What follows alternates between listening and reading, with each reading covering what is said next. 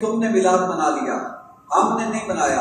آقا کریم صلی اللہ علیہ وآلہ وسلم کی آمد سے 1000 سال پہلے، کتنے سال؟ میں واقعہ بھی بتانے لگا ہوں، جس کو امام ابن سعد نے طبقات میں بیان کیا، امام نیشاپوری نے شرف المصطفیٰ میں بیان کیا، امام طبرانی نے المعجم میں بیان کیا۔ حوالے اسی کے دے رہا ہوں تاکہ کل کو کوئی پوچھے تو آپ بتا سکیں۔ عجیب بات ہے، انوکھی بات ہے، حضور کی آمد سے 1000 سال پہلے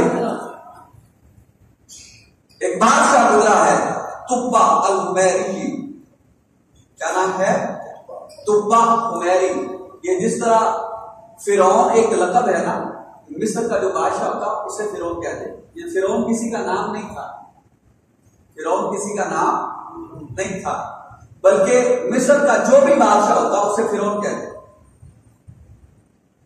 اسی طرح کیسر روم کا بادشاہ کوئی بھی ہوتا اسے کیسر کہتے ہیں، یہ کسی کا نام نہیں ہے۔ کسرا، ایران کا جو بھی بادشاہ ہوتا اسے کسرا کہتے ہیں، یہ بھی نام نہیں بلکہ کیا ہے؟ ایک تخت ہے۔ جیسے پاکستان میں وزیر اعظم ہے، خواہ وہ نواز شریف ہو، خواہ وہ زرداری ہو، خواہ وہ بلاول، کوئی بھی، خواہ وہ عمران خان ہو، اسے کیا کہیں گے؟ وزیر اعظم۔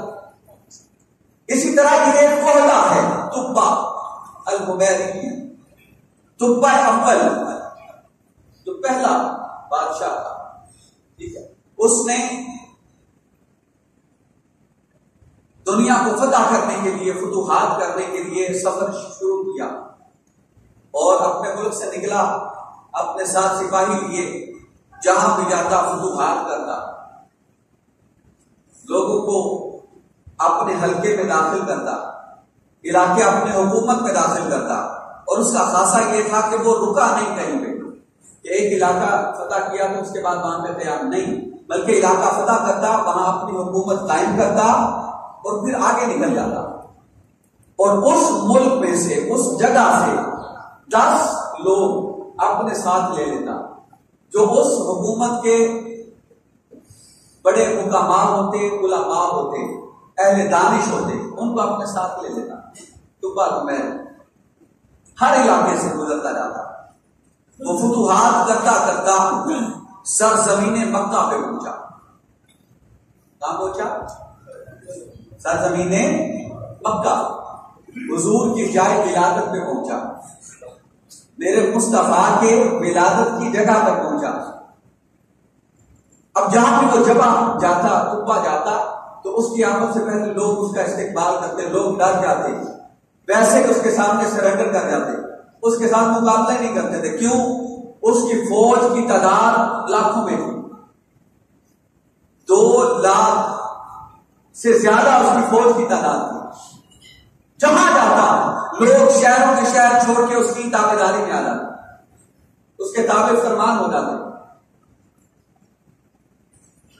یہ مکہ میں پہنچا تو لوگ استقبال کے لیے نہ نکلے، اس نے اپنے جو اس کا رئیس تھا، وزیر تھا، اس کو بلایا، اس کا نام تھا رامیس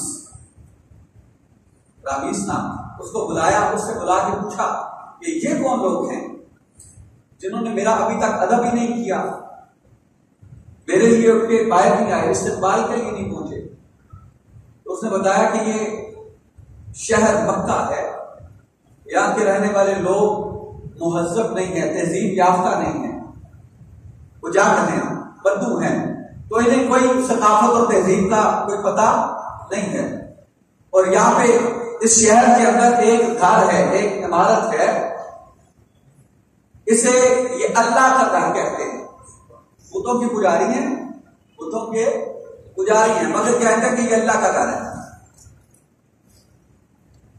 اس کی عبادت کرتے ہیں، اس کا طواف کرتے ہیں، اس لیے یہ کسی کی پرواہ نہیں کرتے۔ اب تبا حمیری کو بڑا غصہ آیا، برا لگا کہ یہ شخص، انہوں نے میرا استقبال نہیں کیا، میرا احترام نہیں کیا۔ اس نے دل کے اندر خیال کیا، ارادہ کیا کہ وہ کعبۃ اللہ کو بعد اللہ مسمار کر دے گا، گرا دے گا، اور اس ملک اس جو شہر ہے اس کو ملیامیٹ کر دے گا. اس نے ارادہ کیا, ابھی اپنی فوج کو اکٹھا ہونے کا کہا, اس ارادے کو ظاہر نہیں کیا کسی پر, ارادے کو کسی پر ظاہر نہیں کیا اور حکم دیا کہ فوج ساری کو جمع کر دو. بس جس لمحے اس نے کعبۃ اللہ کو مسمار کرنے کا ارادہ کیا اس کے سامنے شدید درد شروع ہو گیا, شدید درد, اور اس درد کی وجہ سے اس کے دماغ سے ایک مادہ پھوٹا, وہ مادہ اس کی ناک سے بہنے لگا اور اتنی بدبو تھی اس کی کہ اس کے اپنے اس کے قریب نہیں جاتے. تکلیف میں تھا, بڑا تکلیف میں. اس نے اپنے حکماء کو بلایا, اطباء کو بلایا, کیونکہ پورے ڈاکٹرز کی ٹیم ساتھ تھی. انہوں نے علاج کیا, اپنے اپنے مطابق دیکھا, مگر کسی کی سمجھ میں بیماری نہ آئی کہ بیماری کیا ہے. لوگوں کی سمجھ سے باہر تھا. وہ جو اس کا خاص حکیم تھا, دانشور, دانا, رامیز, اور اس کا مشیر خاص تھا, اس نے آ کر کہا اس کے پی اے سے, بادشاہ کے سیکرٹری سے, اسے کہا کہ میں بادشاہ سے تنہائی میں ملنا چاہتا ہوں اور میرے پاس اس کی بیماری کا علاج بھی ہے. کیا کہا؟ اس بیماری کا میرے پاس علاج بھی ہے. چلا گیا اور جا کر کہا کہ میری شرط یہ ہے کہ جب میں بات کروں گا تو بادشاہ کے پاس کوئی اور موجود نہ ہو, تب میں علاج کروں گا. بادشاہ کے پاس پوچھا, بادشاہ کو جا کے اس اپنے مشیر کا, وزیر کا, حکیم کا نام بتایا اور بتا کے کہا کہ رامیس آپ کو ملنا چاہتا ہے اور اس کے پاس آپ کی بیماری کا علاج ہے, مگر شرط یہ ہے کہ آپ سے ملاقات کے وقت کوئی ساتھ نہ ہو. بادشاہ نے اس کی دونوں شرطیں قبول کر لی. کہا ٹھیک ہے, جانے دو. تنہائی تخلیہ کر دیا, بالکل تنہا. اس نے پوچھا, اس نے کہا بادشاہ سے, کیونکہ ارادہ میں نے کہا بادشاہ نے ابھی ظاہر نہیں کیا تھا, بیت اللہ کو گرانے کا ارادہ ظاہر نہیں کیا تھا. اس نے پوچھا کیا آپ نے یہ جو گھر ہے, یہ جو عمارت ہے, کہیں اس کو گرانے کا ارادہ تو نہیں کیا تھا؟ بادشاہ طوبہ نے کہا ہاں بالکل, میں نے اس کو گرانے کا ارادہ کیا, بلکہ اس شہر کو مٹا دینے کا میں نے ارادہ کر دیا. فرمایا کہ یہ ارادہ ترک کر دیں, اللہ آپ کو شفا عطا فرمائے.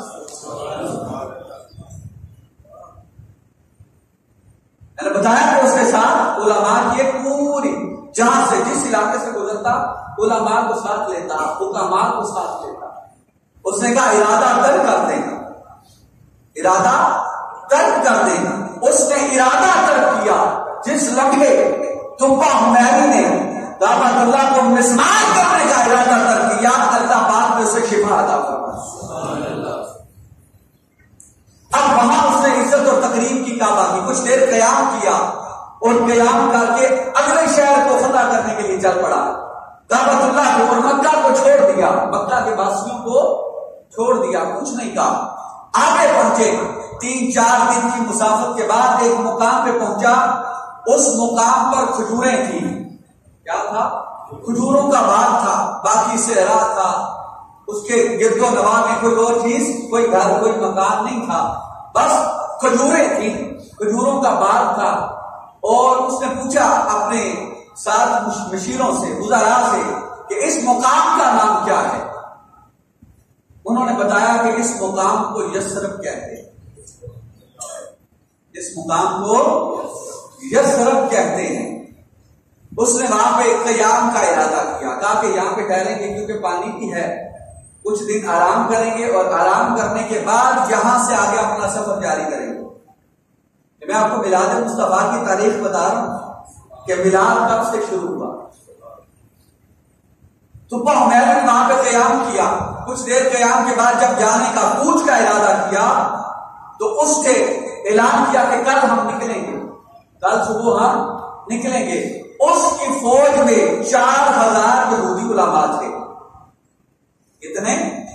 وہ جو ہر علاقے سے 10 حکماء 10 علماء اکٹھا کرتا رہا, وہ جو 4000 علماء اس نے جمع کیے, ان کے پاس میلاد مصطفیٰ کا علم تھا. ان کے پاس حضور کی آمد اور حضور کی بعثت کا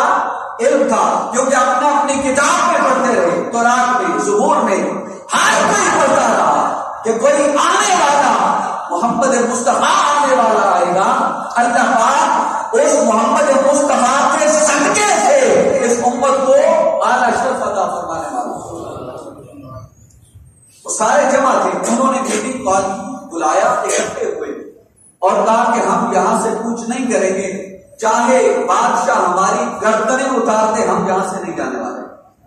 سارے مل کر کے میٹنگ کی، فیصلہ کر لیا۔ صبح جب جانے کا وقت آیا، اعلان ہوا نکلنے کا، تو جتنے علماء تھے، میں نے کہا 4000 علماء، ان میں سے ہر ایک نے انکار کر دیا اور کہا کہ ہم آپ کے ساتھ جانے والے نہیں ہیں۔ بادشاہ کو پتا چلا، اس نے بلایا، لوگوں سے پوچھا کیا سبب کیا ہے، کیوں نہیں جانا چاہتے؟ اب علماء میں سے وہ رمیس اس کا خاص مشیر تھا، خاص اس کے بندوں میں سے تھا، وہ سفیر بن کے گیا علماء کی طرف سے۔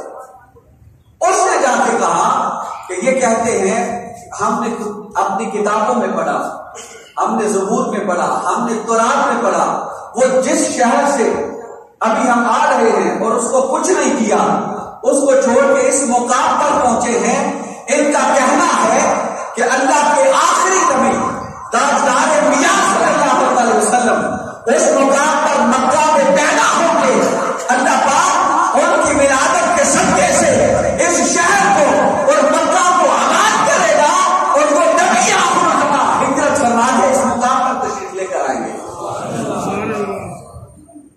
اس مقام پہ آئیں گے جس کو آج یثرب کہتے ہیں۔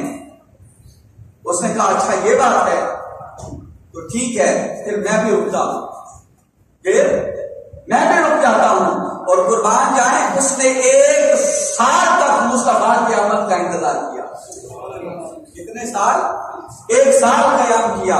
1 سال کے بعد اس نے جانے کا ارادہ کیا، انتظار کے بعد سوچتا یہ رہا کہ شاید مصطفیٰ میرے ہوتے ہوئے آ جائیں، شاید اعلان نبوت ہو جائے۔ 1 سال کے بعد وہ نکلا، وہاں سے نکلنے کا ارادہ کیا تو علماء کو جمع کر کے اس نے جب پتا چلا کہ یہاں پہ حضور تاجدار انبیاء صلی اللہ علیہ وسلم کی بعثت ہونے والی ہے، اس نے کعبہ اللہ پر غلاف چڑھایا، واپس جا کر کعبہ اللہ پر پہلی مرتبہ غلاف 7 رنگوں کا، کتنے رنگوں کا؟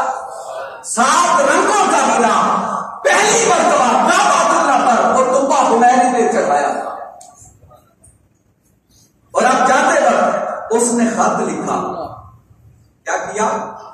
خط لکھا، اور خط کا ٹائٹل لکھا محمد الرسول اللہ صلی اللہ علیہ وآلہ وسلم کی طرف تبا الحمیری اول کا خط، یہ ٹائٹل دیا اور نیچے لکھا آقا علیہ السلام کی تعریف کی، حمد و ثنا بیان کی، اور نیچے لکھا آقا یا رسول اللہ میں آپ پر ایمان لایا، میں آپ پر ایمان لایا اور میرے مصطفیٰ کا پہلا امتی بنا، میرے آقا کی آمد سے قبل آقا کا پہلا امتی بنا، آقا میں آپ پر ایمان لاتا ہوں، آپ کو اللہ کا رسول مانتا ہوں، یا رسول اللہ اگر میں آپ کو پا لیتا، آپ کا زمانہ دیکھ لیتا، یوں تو سارے زمانے آقا کے ہیں، ہر زمانہ میرے مصطفیٰ کا ہے، مگر اس نے کہا یا رسول اللہ اگر میں آپ کا ظاہری زمانہ پا لیتا، آقا میں آپ پر ایمان لاتا اور آپ کی غلامی اختیار کروا لیتا۔ یہ خط اس نے لکھا، نیچے مہر لگائی، نیچے مہر لگائی، مہر لگا کے خط کو بند کیا، اور وہ جو یہودی علماء میں سے سب سے بڑا عالم رمیس تھا، خط اس کے سپرد کیا، اور 4000 علماء وہ جو یہاں اس کے ساتھ تھے ان کی شادیاں کروائیں، ان کی لشکر میں اس کے ساتھ باندیاں تھیں، غلام لونڈیاں تھیں، ان لونڈیوں کے ساتھ ان کی شادی کروائی، اور پھر پہلی مرتبہ میرے مصطفیٰ کا مدینہ اس کے گھر آباد ہوئے، اور اس نے 4000 گھر مدینہ کی وادی میں قائم کروا دیے۔ تو پہلی مرتبہ جو یثرب قائم ہوا اور پھر بعد میں مصطفیٰ کا مدینہ بنا، وہ کسی اور نے نہیں بلکہ تبا حمیری نے آباد کیا تھا۔ حضور کی آمد سے 1000 سال پہلے اس نے وہاں پہ گھر بنائے، اور پھر چلا گیا، خود خط دے کر چلا گیا، اور ساتھ وصیت کر کے گیا کہ تم میں سے ہر کوئی اس خط کو رکھے اور اپنی نسل میں منتقل کرتا رہے. جب تاجدار انبیاء صلی اللہ علیہ وسلم تشریف لے کے آئے تو مصطفیٰ کی بارگاہ میں میرا یہ خط پیش کر دینا. اور آپ کو پتا ہے یہ خط کون سا خط ہے؟ جب میرے مصطفیٰ مکہ سے ہجرت فرما کے مدینہ طیبہ میں پہنچے نا، وہ رمیز اس نے اپنی اولاد کو خط دیا، اس نے اس کے بعد اپنی اولاد کو، اپنی نسلوں تک وہ خط 1000 سال تک چلتا رہا. نسل در نسل وہ خط منتقل ہوتا رہا. جب میرے آقا مدینہ میں پہنچے اور جا کر